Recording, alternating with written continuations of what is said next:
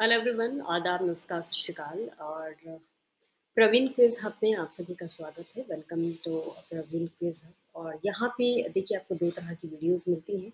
Number one quiz form में और number two facts के फॉर्म में या फिर नोट्स के फॉर्म में भी आप कह सकते हो। इसमें एक पर्टिकुलर टॉपिक आपके पास आएगा और उस टॉपिक के बारे में आपको थोड़ा डेप्थ में जो है पॉइंट बुलेट पॉइंट के फॉर्म में जो है आपको समझाया जाएगा, ताकि आपको बोरिंग भी ना फील हो। ऐसा नहीं कि सिंपली आपको जो है हिस्टोरिकल फॉर्म में बताया जा रहा है, बल्कि एक बुलेट पॉइंट्स में चीज़ों को बताया जाएगा, हाईलाइट फॉर्म में, ताकि चीज़ें जो है आपको अच्छी लगे और क्लियरिटी के साथ आपको चीज़ें कवर हो जाए और उसके बाद जो है आप क्विज को आसानी के साथ कर पाएँ। तो एक तरह से ये जैसे आपने नोट्स पढ़ा और आप अभी जो है क्विज करने आ गए। सो आज जो टॉपिक है वो है political facts on preamble to the Indian constitution. Preamble काफ़ी इंपॉर्टेंट टॉपिक है। अगर आपने देखा होगा गवर्नमेंट के प्रीवियस ईयर क्वेश्चन, चाहे आप यूपीएससी के उठा लो या यूपी पीसीएस या किसी भी स्टेट के पीएससी या फिर एसएससी या तो फिर रेलवे या कोई भी अन्य गवर्नमेंट एग्जाम, तो हर जगह पे काफ़ी रेलेवेंट है ये टॉपिक और इसके बारे में थोड़ा जानेंगे कि क्या है, क्यों इतना इम्पोर्टेंट है ये। ठीक है जी। सबसे पहले है कि what is the preamble of the Indian constitution. Constitution का प्रियम्बल क्या है? So the preamble of the constitution of India, देखिए शुरू में आपने यहाँ देखा होगा प्रियम्बल लगा हुआ है, कॉन्स्टिट्यूशन ऑफ इंडिया प्रियम्बल। थोड़ा सा स्मॉल इसका फॉन्ट है, आई होप सो आपको थोड़ा बहुत दिख रहा होगा। आपकी जो बुक है लक्ष्मीकांत की, उसमें ये अच्छे से दिया हुआ है। इसको आप अच्छे से याद कर लेंगे सो डैट आपको कभी भी इंटरव्यू में अगर पूछा जाए तो आप इसको एक रट लीजिए। बहुत अच्छा है। As a citizen, Indian citizen, आपको पता होना चाहिए कि आपका प्रियम्बल क्या है, आपकी कॉन्स्टिट्यूशन में क्या लिखा हुआ है, उसका सार क्या है। उसका जो है एक रहता है एब्स्ट्रैक्ट क्या है। जैसे आप एक पेपर लिख रहे हो तो उसका जो एब्स्ट्रैक्ट लिखा जाता है कि भाई ये चीज़ इसके अंदर है। शॉर्ट जो एक इंट्रोडक्शन होता है वो प्रियम्बल होता है। कॉन्स्टिट्यूशन का जो एक शॉर्ट इंट्रोडक्शन में जो आप छोटा सा एकदम समझ जाओ, आपको पूरा कॉन्स्टिट्यूशन पढ़ने की ज़रूरत ना हो, तो वो एक प्रियम्बल का यू नो आप प्रियम्बल उसको बोल सकते हो। तो जी जो इंडियन पॉलिटी है, अगर आप इस किताब को लेना चाहते हैं तो आपको इसका जो लिंक है वो डिस्क्रिप्शन बॉक्स में मिलेगा और आप जाके इसको जो है अमेजन से खरीद सकते हो।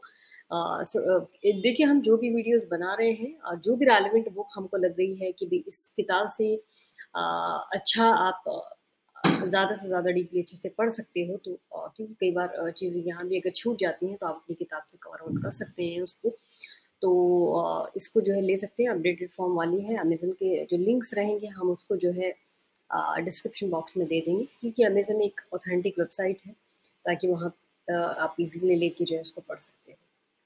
सो जानेंगे what is the preamble of Indian constitution क्या है। Preamble of constitution of India is a brief introduction statement and set out the guide purpose principle and philosophy of the constitution. देखिए जो constitution है आपका काफ़ी बड़ा है, लेकिन अगर आप उसको शॉर्ट फॉर्म में देखिए, एक इंट्रोडक्शन फॉर्म में देखिए, एक एब्स्ट्रैक्ट फॉर्म में देखिए, एक स्टार फॉर्म में देखिए, एक छोटा सा क्रिस्प जो चीज़ आपको बता दे किसी एक बड़े डॉक्यूमेंट्स के बारे में, तो उसको प्रियम्बल बोलेंगे। The preamble gives an idea about the following: the sources of the constitution। Constitution का सोर्स क्या है, कहाँ से आपने कॉन्स्टिट्यूशन में कौन कौन से सोर्सेज जो है आपने चीज़ें ली है, कहाँ से आपने पार्लियामेंट स्ट्रक्चर लिया है, कहाँ से आपने गवर्नमेंट जो आप बना रहे हो किस तरह से, तो ये स्ट्रक्चर कहाँ कहाँ से आपने लिया है, क्या सोर्स है कॉन्स्टिट्यूशन का, वो इसमें पता चलेगा आपको। नेचर ऑफ इंडियन स्टेट क्या है, हमारा जो इंडियन स्टेट है उसका नेचर क्या है, क्या वो सोवरन है कि डेमोक्रेटिक है, राइट, क्या मोनार्की है या फिर क्या है, तो उसका जो नेचर है वो इसमें आपको पता चलेगा। स्टेटमेंट ऑफ इट्स ऑब्जेक्टिव, मतलब इसका जो ऑब्जेक्टिव है, इसके स्टेटमेंट जो है वो आपको यहाँ पता चलेगा।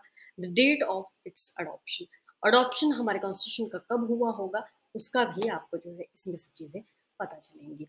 सो जी ये आपका जो है प्रियम्बल है, जो कि आपको सबको याद होना चाहिए। We the people of India, हम भारत के लोग, यही एक सोर्स है प्रियम्बल का। अगर आप जानेंगे, having solemnly resolve constitute India into a sovereign, हम सॉवरन है, सोशलिस्ट है, सेक्युलर है, डेमोक्रेटिक है, republic, and to secure all its citizens, ये सारे सिटीजन के लिए, सिर्फ एक के लिए नहीं। जस्टिस, जस्टिस में क्या क्या होना चाहिए, वैसे अब आपको सोशल जस्टिस मिलनी चाहिए। सोसाइटी में भेदभाव आपके साथ नहीं होना चाहिए कि आप गरीब हैं तो आपके साथ भेदभाव, तो अमीर कोई है तो उसके साथ भेदभाव किया जाए, तो ऐसा कोई सोशल जस्टिस किसी भी तरह का सोशल हो सकता है, वो आपके साथ जस्टिस किया जाए। इकोनॉमिक के बेस पे ऐसा नहीं कि किसी को जॉब मिल गई, किसी को एम्प्लॉयमेंट मिल गया, किसी को नहीं मिला, तो ये जो जस्टिस है ये सबके साथ इक्वालिट होना चाहिए। पॉलिटिकल जस्टिस भी आपके साथ जो है इक्वल होने चाहिए। लिबर्टी ऑफ थॉट्स, आप अपना जो सोचने का जो माइंडसेट है, जो सोचने का जो थिंकिंग है पावर, वो आपको जो है लिबर्टी देता है, आप कुछ भी सोच सकते हो, एक्सप्रेशन है ना। तो ऐसा नहीं है कि आप किसी गलत चीज़ पे एक्सप्रेशन दो, बट इसमें एक थोड़ा बहुत इसमें है, बट बिलीफ आप किसी भी धर्म को मान सकते हो, जो भी है। तो यहाँ पे चूँकि ऐसा नहीं है, फ़ेथ और वर्शिप आप कुछ भी कर सकते हो। ऐसा यहाँ पे ये नहीं है कि आपने ये करना है, वो करना है, ठीक है जी। उसके बाद इक्वालिटी ऑफ स्टेटस आपका जो है, उसमें भी स्टेटस में इक्वालिटी दी गई है, अपॉर्चुनिटीज़ हैं, सबके लिए इक्वल है। And to promote among them all, सबको जो है सबके साथ जो है उसको प्रमोट करना है। देन है fraternity, assure the dignity of individual and the unity and integrity of the nation. Nation के बीच में जो है एक भाईचारा का फैलाना है आपस में, ताकि जो है सब लोग यूनाइट होकर रह सकें और देश को जो है इंटीग्रेट कर सके। इन are constitution assembly this 26 day of November, यानी कि 26 नवंबर 1949, इसमें जो डू है वह अडॉप्ट, हमने इसको अडॉप्ट किया, इनैक्ट किया, and give to ourselves this constitution, इसको जो है एक मतलब हमने इसको यहाँ पे अडॉप्शन किया। सो जी अब आता है कि sources of the constitution. Constitution का सोर्स क्या है यार, मतलब ये है, देखिए इसको मैंने बुलेट पॉइंट में हाईलाइट किया, we the people of India, हम हैं इसका मतलब जो source. The phrase we the people of India emphasise that the constitution is made by and for the people, ये हम लोगों के लिए बनाया गया है और हमारे द्वारा बनाया गया है, मतलब जो बड़े लोग हैं उन लोगों ने मिलके जो है आपस में हमारे लोगों जनता की जो है आई मीन क्या क्या उनको ज़रूरत है उसके हिसाब से जो है देख के पूरा चीज़ें जो है इम्फेसिस करके वो मतलब इंडिया के लोगों के लिए बनाया गया है। नॉट गिवन टू दम बाय एनी आउटसाइड पावर, इसमें कोई पावर नहीं है कि कोई बाहर से आके जो इसको चेंज कर दे, ऐसा नहीं है। हम ही इसको चेंज करेंगे और जो है अकॉर्डिंग की जैसे कि अगर रिक्वायरमेंट होती है जनता को तब। It also emphasise the concept of popular sovereignty as laid down by Rousseau, ठीक है जी। ये इम्फेसाइज करता है कॉन्सेप्ट जो पॉपुलर थी सॉवरेन को, रूसो ने जो दी थी सॉवरेन को, इसको भी इम्फेसाइज करता है। All the power emanates from the people and the political system will be accountable and responsible to the people. तो जो भी मतलब बन के आएगा, चुन के आएगा बंदा जो भी है, उसको जो है लोग ही उसको चुनेंगे, जनता ही उसको चुनेगी और जनता जो है जनता को रिस्पॉन्सिबल होगा, राइट। तो ये आपने जानेंगे। और जी नेचर ऑफ इंडियन स्टेट क्या है, इंडिया का अगर आप India India is a state, हम स्टेट का माने है कि पूरा नेशनल वाइज यहाँ पे देख रहे हैं। तो जी क्या नेचर है, सोवरन है क्या इंडिया, सोवरन है क्या India, is internally externally sovereign है। देखिए भाई हमको जो है, हम इंटरनली भी सोवरन है और एक्सटर्नली, कोई भी एक्सटर्नल कोई भी पावर जो है बाहर की आके हम पे जो है ये नहीं कर सकती है। जैसे पहले था कि जी अंग्रेज लोग जो है आके जैसे चाहते थे अपना अपना पॉइंट ऑफ व्यू रखते थे और जैसे रूल रेगुलेशन चला रहे थे, लेकिन ऐसा नहीं है। एक्सटर्नली फ्री है from the control of any foreign power and internally no external power can dictate the government of India, कोई भी डिक्टेट नहीं कर सकती है। सोशलिस्ट है हम, socialism is an economic philosophy where means of production and distribution are own by the state, यानी कि सोशलिज्म का मतलब ये होता है कि जब आप कोई भी इकोनॉमिक एक्टिविटी कर रहे हो या प्रोडक्शन है डिस्ट्रीब्यूशन है, तो उसको ओन जो करता है वो स्टेट करता है, राइट, यानी कि गवर्नमेंट के हाथ में होता है। लेकिन अगर आप इंडिया के केस में देखो तो इंडिया ने सोशलिज्म को नहीं अपनाया, क्योंकि यहाँ पे सारा का सारा जो मतलब किसके हाथ में दे दिया गया था, गवर्नमेंट के। लेकिन हमने क्या किया है, हमने मिक्स इकोनॉमी को अपनाया है। उसमें क्या होता है, प्राइवेट का भी इंटरवेंशन होता है और गवर्नमेंट का भी, दोनों का मिलके जो है वो करते हैं। तो इससे इससे चीज़ें अच्छी हो पाती हैं, क्योंकि जब आप सारी की सारी पावर एक एक ही के हाथ में दे दोगे, प्राइवेट बिजनेस पर्सन लोगों के हाथ में नहीं दोगे और खाली एक ही हाथ में, तो उससे दिक्कत हो जाती है। देन सेक्युलर के बारे में बात करें, feature of the secularism as advise in the preamble is to mean that the state will have no religion of its own, बन की स्टेट का कोई अपना रिलीजन नहीं होगा। ऐसा नहीं कि पूरा जो है इंडिया हिंदू राष्ट्रीय है या पूरा मुसलमानों का राष्ट्रीय है या तो फिर बुद्धिज्म है या जैनिज्म है, जो भी कोई है, ऐसा कुछ भी नहीं है। यहाँ पे सारे लोग इक्वल हैं। जो भी बंदा चाहे तो वो हिंदू धर्म को पूज सकता है, जो चाहे तो मुसलमानों को अपना सकता है, जो चाहे तो बुद्धिज्म। और ये यहाँ पे ऐसा नहीं है कि भाई जी सब लोगों को जो है एक ही धर्म को अपनाना है, ऐसा नहीं है। तो सेक्युलर है आप लोग, तो ये बहुत अच्छी चीज़ है। Then democratic indicate that the constitution has established a form of government that gets its authority from the will of the power.